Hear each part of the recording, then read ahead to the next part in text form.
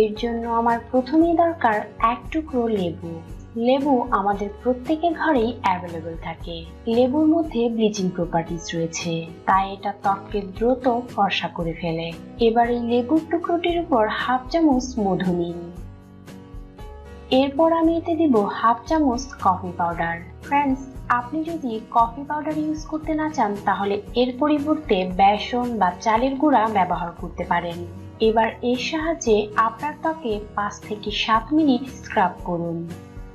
মধুর মধ্যে অ্যান্টিব্যাকটেরিয়াল উপাদান রয়েছে, তাই এটা ত্বক থেকে ব্রণ দূর করতে সাহায্য করে এবং ত্বককে করে তোলে প্রাকৃতিকভাবে উজ্জ্বল। কফিতে রয়েছে প্রচুর পরিমাণে অ্যান্টিঅক্সিডেন্ট, যা আপনার স্কিন টোন ব্রাইট করার সাথে সাথে ত্বক থেকে রিঙ্কেলস দূর করে ফেলে। স্ক্রাব করার পর এইভাবেই 10 মিনিটের জন্য রেখে দিন।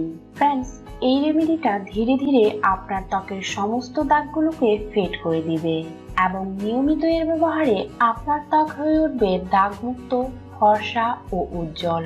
ফ্রেন্ডস, এই পদ্ধতিটাকে আপনি সপ্তাহে 2 বার ব্যবহার করতে পারেন। এর ফলে আপনার ত্বক থেকে রোদে পোড়া দাগ এবং মেস্তা পুরোপুরি দূর হয়ে যাবে। এর পাশাপাশি সব সময় আপনার ত্বক থাকবে ফর্সা ও উজ্জ্বল। তো ফ্রেন্ডস, অবশ্যই একবার এই পদ্ধতিটা ট্রাই করে দেখবেন। আর আমার ভিডিওটি যদি আপনাদের ভালো লেগে থাকে তাহলে লাইক এবং শেয়ার করবেন। এর পাশাপাশি আমার চ্যানেলটিকে সাবস্ক্রাইব করতে ভুলবেন না।